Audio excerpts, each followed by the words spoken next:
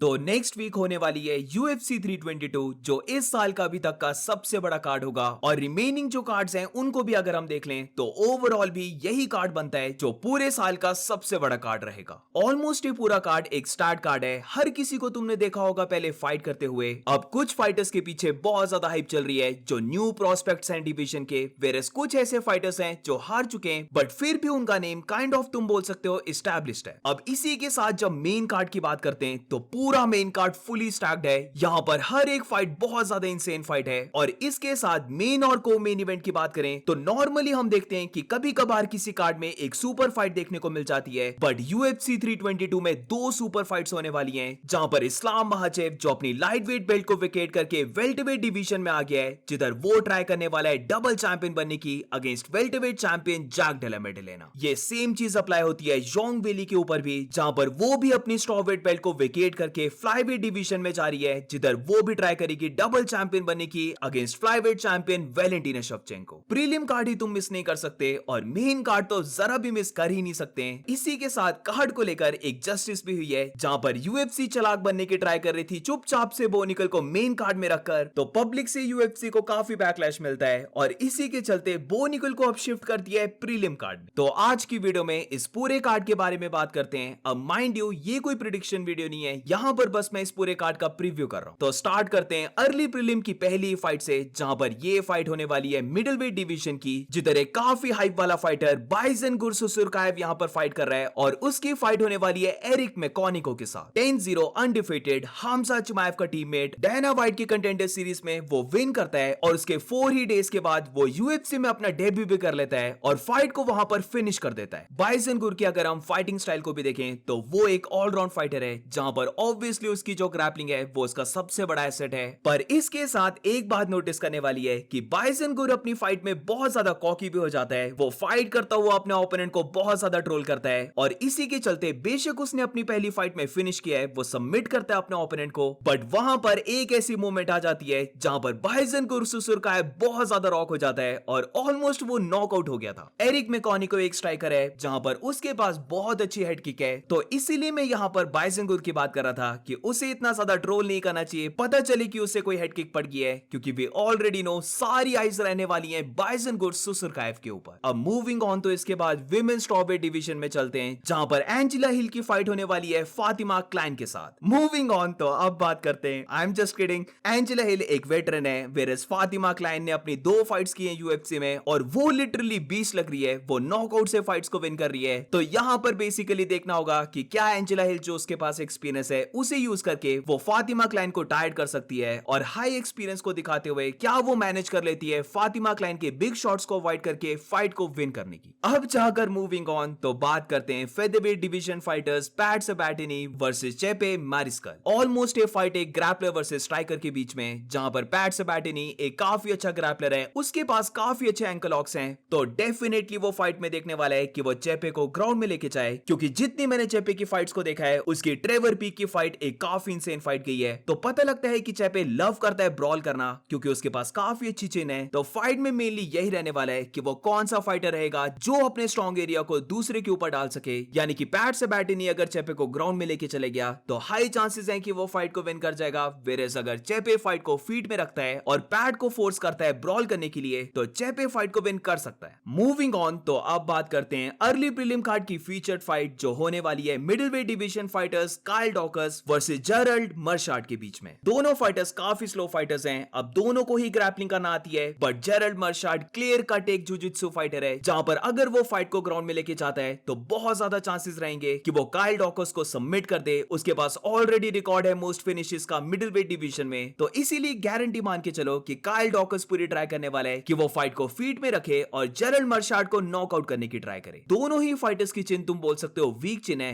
But Gerald मर्शार्ट की चिन और भी ज्यादा वीक है और इसी के साथ काइल डॉकर्स की लास्ट फाइट को देखकर तो मैं बहुत ज्यादा सरप्राइज था जहां पर उसने मिशेल परेरा को नॉकआउट किया था। तो है उसके पास नॉकआउट पावर, पर डिपेंड करता है कि क्या जेरल्ड मर्शार्ट फाइट को ग्राउंड में लेके जा पाता है या फिर नहीं। और मूविंग ऑन तो प्रीलिम कार्ड में चलते हैं और यहां से तुम बोल सकते हो जो लेवल है कार्ड का वो बहुत ज्यादा ऊपर जाने लग पड़ता है, जिधर प्रीलिम कार्ड की पहली फाइट होने वाली है बैंटवेट डिवीजन की और ये फाइट होने वाली है मैल्कम वेलमेकर वर्सेस कोडी हैडन के बीच में। वेलमेकर के पीछे अभी बहुत बहुत ज्यादा हाइप चल रही है, उसे एक ह्यूज प्रोस्पेक्ट बोला जा रहा है बैंटमवेट डिवीजन का, और जिस वजह से वो फाइट्स को भी विन कर रहा है वो पूरा जस्टिफाई करता है इस चीज को। वो 10-0 अनडिफीटेड है, उसने यूएफसी में अभी तक बस 2 ही फाइट्स की हैं, बट दोनों ही फाइट्स को वो बहुत ही इंसेन वे से विन किया है। मैल्कम वेलमेकर जब फाइट करता है तो बहुत मजा आता है फाइट को देखने में, क्योंकि वो एक हाईली टेक्निकल फाइटर है और इसके साथ एकदम से अपनी बॉडी को स्विच करके एकदम से कोई स्टेप ओवर लेकर वो जो हुक्स को लैंड करता है वो क्रेजी है बहुत ज्यादा देखना। लास्ट ही फाइट में उसने क्रिस मोटिन्यो को सेम वे से नॉकआउट किया था और इसी की वजह से मैल्कम वेलमेकर के पीछे बहुत ज्यादा हाइप है। अब कोडी हैडन की बात करें तो वैसे तो ये फाइटर भी काफी अमेजिंग फाइटर है, जहां पर जस्ट लाइक वेलमेकर कोडी हैडन भी मेनली एक स्ट्राइकर है, बट अगर तुम दोनों की फाइट को कंपेयर करोगे ना तो क्लियर डिफरेंस हमें देखने को मिलता है। मैल्कम वेलमेकर अपनी फाइट को पूरा क्रिस्प रखता है, प्रॉपर वे से एक टेक्निकल फाइट करता है और हमेशा ओपनिंग्स को देखता है, वेयरएज कोडी हैडन की बात करें तो वो थोड़ा सा रॉ टाइप फाइट करता है। अब रॉ टाइप का मेरा मतलब है कि वो ज्यादा अपने पंचेस को स्विंग करता है, वो थोड़ा सा ब्रॉल टाइप करता है। अगर उसने अपने ओपोनेंट को हर्ट कर दिया तो वो थोड़ा सा वाइल्ड होकर अपनी फाइट को फिनिश करने का देखेगा,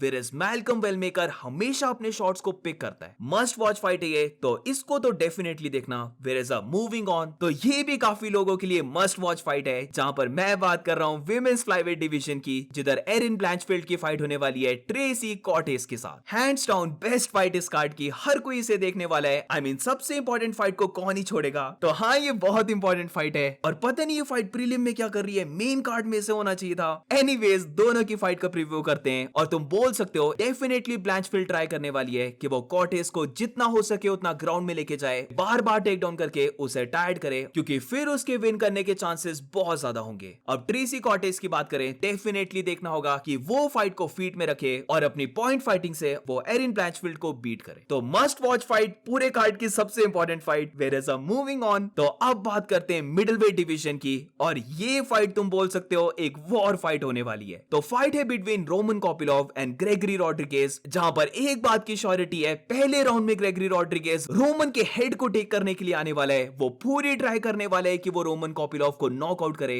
और सब कुछ इस फाइट में यहीं पर डिपेंड करता है कि क्या रोमन कॉपिलोव, जो थोड़ा सा शेलअप वाला फाइटर है, वो हमेशा अपने पंच कॉम्बिनेशंस पे रिलाई करता है, तो क्या वो एक हाईली एग्रेसिव ग्रेगरी रॉड्रिगेज जो उसे नॉकआउट करने के लिए पूरी जान लगाने वाला है, क्या उसके अगेंस्ट वो स्टार्टिंग के राउंड को सर्वाइव कर पाता है? क्योंकि अगर वो कर लेता है तो फॉर श्योर ग्रेगरी रॉड्रिगेज जिस वे से उसका फाइटिंग स्टाइल है, तो वो राउंड 2 के मिड में ही टायर्ड होने वाला है, तो वहां से फिर रोमन कॉपिलोव फाइट को विन कर सकता है। बट अगर वो स्टार्टिंग में डिफेंड नहीं कर पाया अपने आप को, तो ये फाइट फर्स्ट राउंड नॉकआउट रहने वाली है, जहां पर ग्रेगरी रॉड्रिगेज रोमन कॉपिलोव को नॉकआउट कर देगा। और अब मूविंग ऑन, तो प्रीलिम की फीचर्ड फाइट के बारे में बात करते हैं, यानी कि मिडिलवेट फाइटर्स बो निकल वर्सेस रोडोल्फो वेरा के बीच में। आरटीआर की फाइट से तो ये एक स्टेप डाउन ही है, जहां पर काफी अच्छी बात है कि यूएफसी एक और बार बो निकल को टॉप फाइटर्स के अगेंस्ट फीड नहीं कर रही है, बल्कि यूएफसी फिर से देख रही है कि वो बो निकल को थोड़ा सा बिल्ड करे। बट हाँ, अब जो लेवल ऑफ कंपटीशन है वो थोड़ा सा इंक्रीज हो चुका है, जहां पर बो निकल फाइट कर रहा है रोडोल्फो वेरा के साथ, जिसके पास बहुत अच्छी ग्राउंड गेम है। अब जब काइंड ऑफ एक सिमिलर ओपोनेंट के साथ बो निकल ने फाइट की थी, यानी कि पॉल क्रेग के साथ फाइट की थी, तो वहां पर बो निकल बहुत ज्यादा क्रिटिसाइज हुआ था, क्योंकि उसने जरा भी ट्राई नहीं की थी कि वो पॉल क्रेग के साथ ग्रैपलिंग करे, उसे टेक डाउन करने की ट्राई करे, क्योंकि ऑफ कोर्स उसे डर था कि कहीं पॉल क्रेग उसे सबमिट ना कर दे। तो रोडोल्फो वेरा के अगेंस्ट क्या ये सेम चीज रहेगी? तो ऐसा मुझे नहीं लगता है, बल्कि मुझे लगता है कि इस बार बो निकल फुल फोर्स के साथ रोडोल्फो को ट्राई करने वाला है टेक डाउन करने की, और इसका रीजन ये कि पॉल क्रेग के पास स्ट्राइकिंग जरा भी नहीं है, तो वहां पर तो बो निकल, जिसके पास खुद भी बहुत कम स्ट्राइकिंग है, वो अपने ओवरहैंड लेफ्ट पंच से बच जाता है। बट रोडोल्फो वेरा के अगेंस्ट ये केस नहीं होने वाला है, क्योंकि रोडोल्फो वेरा की जो स्ट्राइकिंग है वो बो निकल से तुम बोल सकते हो बेटर है। नो वेयर मैं ये बोल रहा हूं कि रोडोल्फो वेरा एक टेक्निकल फाइटर है, बट फॉर श्योर स्ट्राइकिंग में वो स्टैंड कर सकता है, वो ब्रॉल भी कर लेता है कभी कभार। तो बो निकल, जिसका बस अभी तक हमने देखा है कि उसके पास ओवरहैंड लेफ्ट पंच है,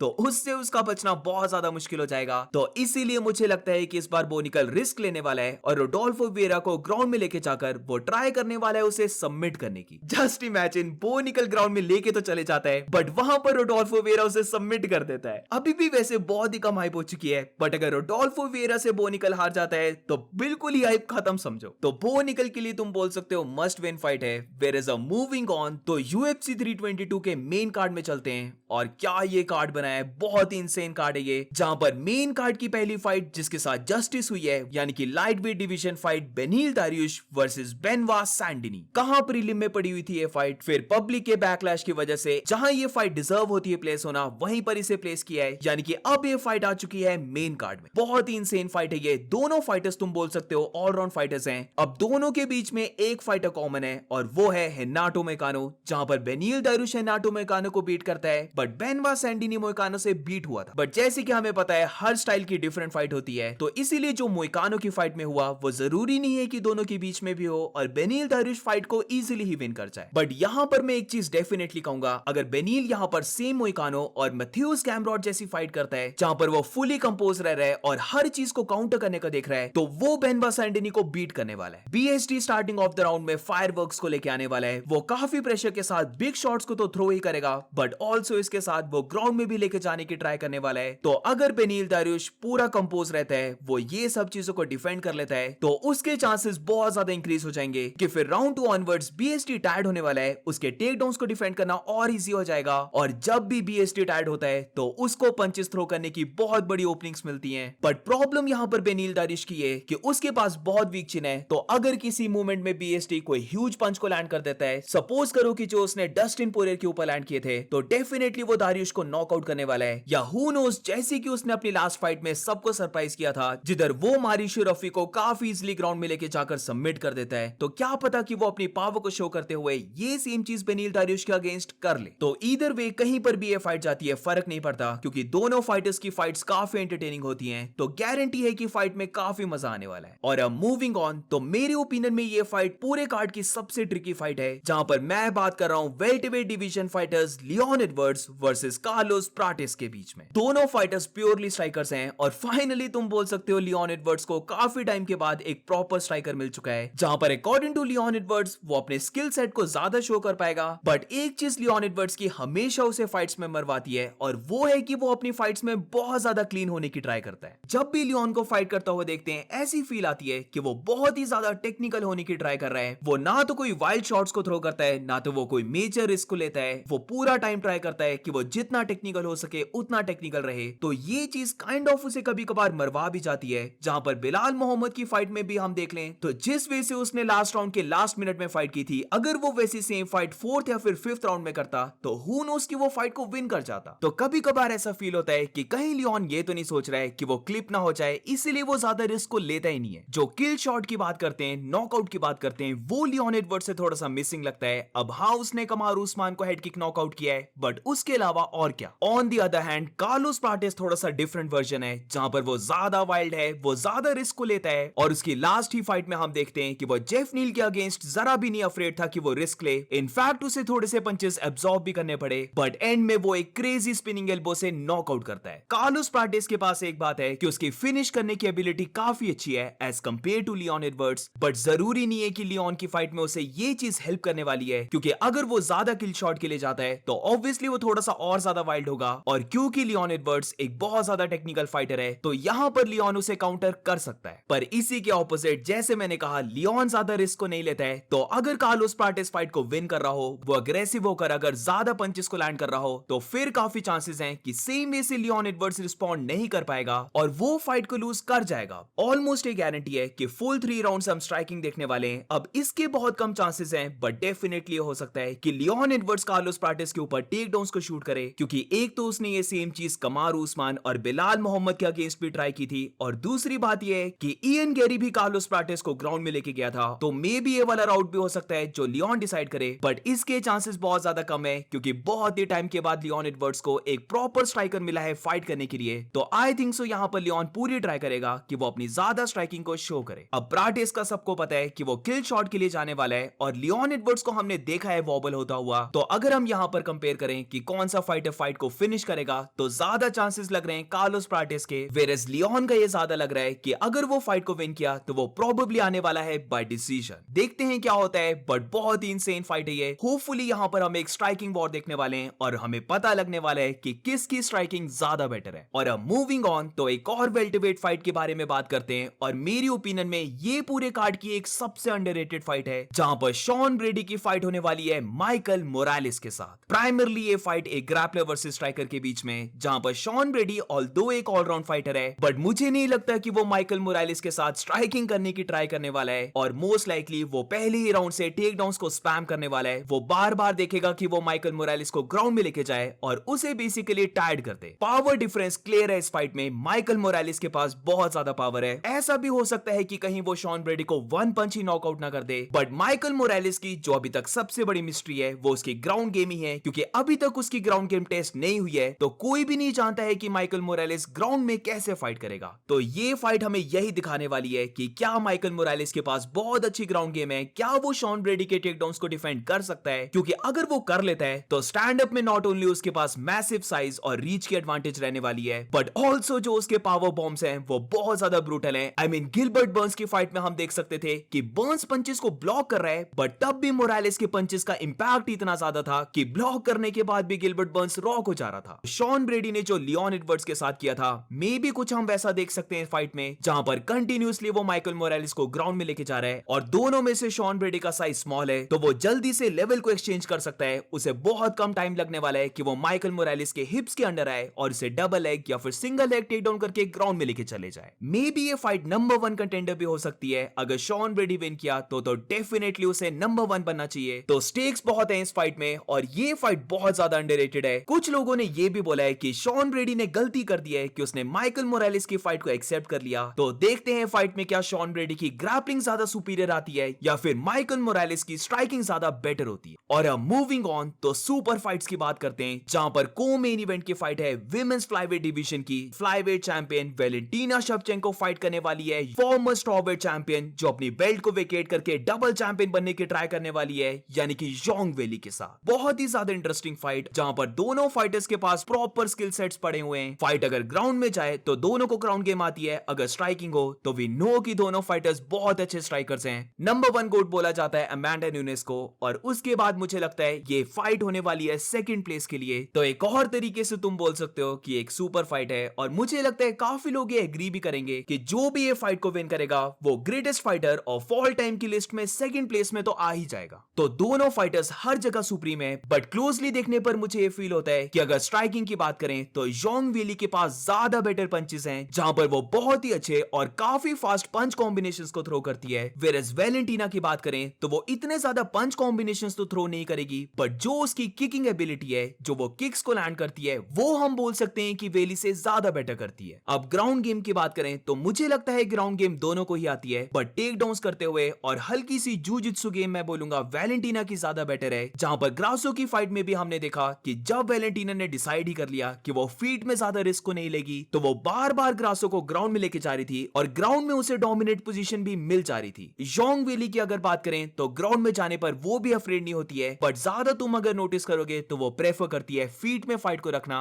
और बोल सकते हो ग्राउंड गेम उसकी तभी शो होती है जब उसका ओपोनेंट उसे ट्राई करता है ग्राउंड में लेके जाने की। तो दोनों की स्किल सेट में इतना ज्यादा डिफरेंस नहीं है। वेलेंटीना ज्यादा मेजर करके अपनी स्ट्राइक्स को थ्रो करती है, वेयरएज जोंग वेली ज्यादा फास्ट है फीट में, वो ज्यादा आउटपुट को शो करती है। वेयरएज जब ग्राउंड की बात करें तो वेलेंटीना मेरी ओपिनियन में ज्यादा कंफर्टेबल है ग्राउंड में एज कंपेयर टू जोंग वेली। तो इतना भी ज्यादा दोनों के बीच में कोई मेजर डिफरेंस नहीं है, बट एक चीज हमें यहां पर याद रखनी है कि ये फाइट फ्लाईवेट डिवीजन में हो रही है, यानी कि जोंग वेली को स्टेप अप करके ऊपर आना पड़ रहा है। तो ऐसा हो सकता है कि फाइट में वेलेंटीना को साइज की एडवांटेज मिल जाए। वेलेंटीना एक नेचुरल फ्लाईवेट है और जोंग वेली को ऊपर आना पड़ रहा है, तो फाइट डे में ये होने की प्रोबेबिलिटी है कि वेलेंटीना ज्यादा वेट को पुट ऑन कर ले, और ये उसे डेफिनेटली हेल्प कर सकती है ग्राउंड में। जहां पर अगर वेलेंटीना जोंग वेली को ग्राउंड में लेके चले जाए तो वहां पर अपनी साइज की एडवांटेज शो करते हुए वेलेंटीना वेली को ग्राउंड में होल्ड कर सकती है, और वेलेंटीना की पूरी ट्राई रहने वाली है कि वो वेली को थोड़ा सा टायर्ड करे, क्योंकि फिर जब उन दोनों के बीच में स्ट्राइकिंग होगी तो वेली इतनी फास्ट नहीं होने वाली। तो मेरी ओपिनियन में ये भी बहुत बड़ा फैक्टर रोल प्ले कर सकता है, और मैं प्रीटी श्योर हूं जोंग वेली ने इसी के लिए बहुत ज्यादा ट्रेन किया होगा, जहां पर वो अपने टेक डाउन डिफेंस को और भी बेटर कर रही होगी ताकि वो इस सिचुएशन में ना आ पाए। तो बहुत अच्छी फाइट है ये, देखते हैं कौन विन करता है। और अब मूविंग ऑन तो UFC 322 की मेन इवेंट की बात कर लेते हैं, एंड वंस अगेन ये एक सुपर फाइट है, जहां पर welterweight champion Jack Della मेडलेना fight करने वाला है फॉर्मर लाइटवेट चैंपियन जो अपनी बेल्ट को वेकेट करके डबल चैंपियन बनने की ट्राई करेगा, यानी कि इस्लाम महाचेव। नोटिस करना काफी नर्व रैकिंग फाइट है ये, हर कोई बेचैन बैठा हुआ है कि कौन सा फाइटर विन करेगा, और ट्रस्ट मी अभी तक मैं अगर प्रिडिक्ट करने को आऊं तो मैं पर्सनली भी डिसाइड नहीं कर पा रहा हूं कि कौन सा फाइटर विन करेगा।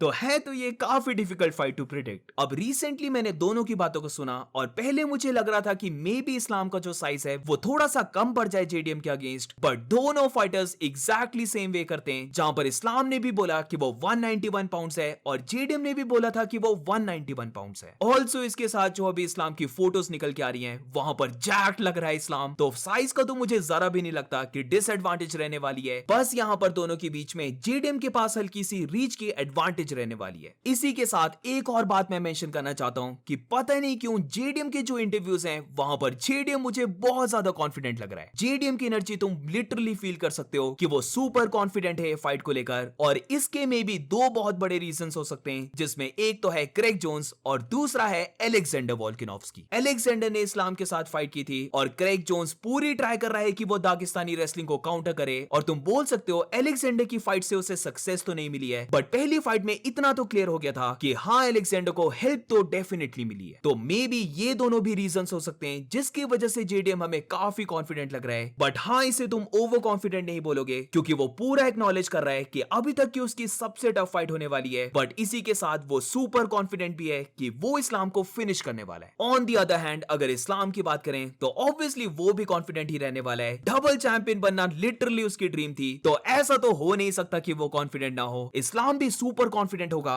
और यहां पर एक और बात मैंने नोटिस की है जो एक्चुअली में अब राइट प्रूव होने लग पड़ी है, जहां पर जो भी फाइटर स्मॉल डिवीजन से ऊपर गया है उसे मेजॉरिटी टाइम सक्सेस मिली है। हामजा चिमाएव 170 से 185 पाउंड्स, एलेक्स परेरा 185 से 205 पाउंड्स, मैक्स हॉलोवे 145 से 155 pounds, same Dustin Poirier, same Conor भी ऐसे डबल चैंपियन बना है। और एक स्पेशल फाइटर को तो भूल ही नहीं सकते हम, जहां पर 145 में तो वो one of the failed fighters में से एक था, बट 155 में आकर वो one of the best fighter बन चुका है, यानी कि Drew Bronx Charles Oliveira. Oliveira के ऊपर ज्यादा सिंप नहीं करेंगे, बट पॉइंट यही बनता है कि जो भी फाइटर लोअर वेट क्लास से ऊपर गया है उसे बहुत बार सक्सेस मिली है, क्योंकि ऑब्वियसली उसके पास बहुत अच्छी एडवांटेज रहती है स्पीड की। अब यहां पर भी अगर हम देखें तो ऑल्दो जेडीएम के पास बहुत अच्छी स्ट्राइकिंग है, उसके पास बहुत अच्छे पंच कॉम्बिनेशंस हैं, बट क्योंकि इस्लाम लोअर वेट क्लास से आ रहा है तो ऐसा हो सकता है कि इस्लाम के पास स्पीड के एडवांटेज हो जाए। इस्लाम की हेड किक्स बहुत अच्छी हैं, तो यहां पर भी वो हेड किक्स को स्पैम कर सकता है और अपनी स्पीड की एबिलिटी को शो करते हुए। और इतनी तो मैं गारंटी दे देता हूं कि जिस स्पीड से बिलाल ने टेकडाउन्स को शूट किया था या जो एबिलिटी उसने दिखाई थी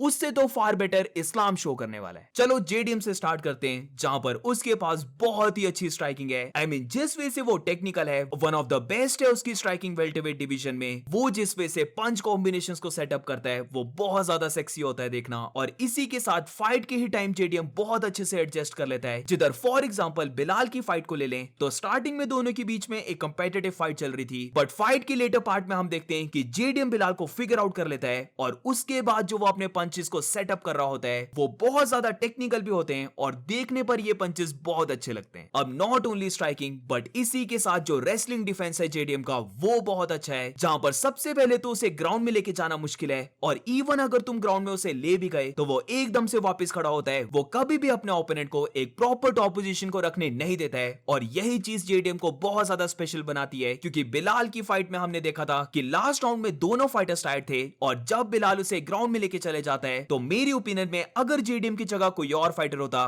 तो वो उस पोजीशन को एक्सेप्ट कर लेता, बट जेडीएम मानने वाला नहीं है। वो कभी भी पोजीशन को एक्सेप्ट नहीं करता है, वो हमेशा देखता है वापस खड़े होने की। अब इसके बाद इस्लाम महाचेव की बात करें तो धीरे धीरे नोटिस करना इस्लाम महाचेव एक ऑलराउंड फाइटर बन चुका है, जहां पर लाइट वेट डिवीजन में वो बहुत अच्छी स्ट्राइकिंग भी शो करने लग पड़ा था। बट हम सबको पता है कि उसकी मेन स्ट्रेंथ कहां पर है। ग्रैपलिंग उसकी मेन स्ट्रेंथ है, अपने ओपोनेंट को टेक डाउन करके उसके ऊपर सुपीरियर पोजीशन को बनाकर उसे धीरे धीरे ट्रैप में फंसाना और उसके बाद फिनिश कर देना। सिर्फ अगर जेडीएम के अगेंस्ट हैंग करने की बात है तो हाँ इस्लाम जेडीएम के साथ स्ट्राइकिंग कर लेगा, बट मोस्ट लाइकली जो इस्लाम का गेम प्लान रहने वाला है वो अर्ली टेकडाउन्स का रह सकता है, जहां पर वो नहीं चाहेगा कि वो जेडीएम को सेटल होने दे फीट में, और इसीलिए स्टार्टिंग से ही जेडीएम को टेक डाउन करने की ट्राई करना, और ये सब करके इस्लाम पूरी ट्राई करने वाला है कि वो जेडीएम को टायर्ड कर दे पूरा। End of the day guys, बाकी बातें क्या करनी, मेन चीज के बारे में बात करते हैं। अगर इस्लाम महाचेव अर्ली जेडीएम को टेक डाउन कर लेता है तो वो पूरी ट्राई करने वाला है कि वो पहले के ही 2 राउंड्स में जेडीएम को फिनिश कर दे सबमिशन से, और इवन अगर वो ऐसा नहीं कर पाया तो इस्लाम का गेम प्लान रह सकता है कि वो ग्राउंड में ही जेडीएम को होल्ड करे, और फिर लेटर राउंड्स में जब जेडीएम बहुत ज्यादा टायर्ड हो जाएगा, इस्लाम भी टायर्ड होगा, बट जेडीएम अगर एग्जॉस्ट हो गया तो फिर वहां पर इस्लाम को स्ट्राइक करने में कोई प्रॉब्लम नहीं होगी। दूसरी साइड जेडीएम की बात करें तो उसका यही फोकस रहने वाला है कि वो जितना हो सके उतना इस्लाम महाचेव के टेकडाउन्स को डिफेंड करे, और क्योंकि टेकडाउन करने में बहुत ज्यादा एनर्जी जाती है तो अगर वो ज्यादा से ज्यादा टेकडाउन्स को डिफेंड कर लेता है, और इवन अगर वो ग्राउंड में गिरा तो वो बहुत जल्दी अगर वापस खड़ा हो जाता है, तो आई बेट यू गाइस राउंड 3 के बाद ही हम इस्लाम महाचेव को स्लो होता हुआ देखेंगे और फिर वहां से जेडीएम की स्ट्राइकिंग शाइन करने लग पड़ेगी।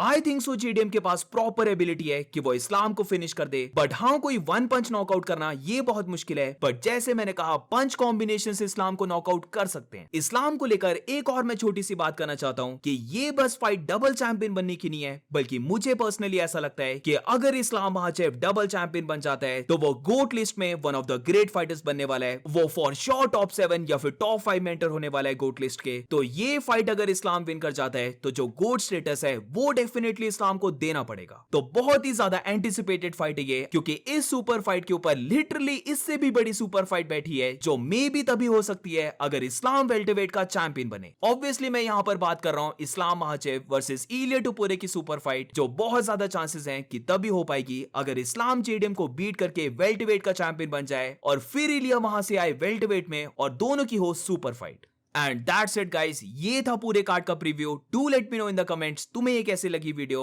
और अगर तुम्हें अच्छी लगी हो तो please make sure to like subscribe. मिलते हैं नेक्स्ट वीडियो में।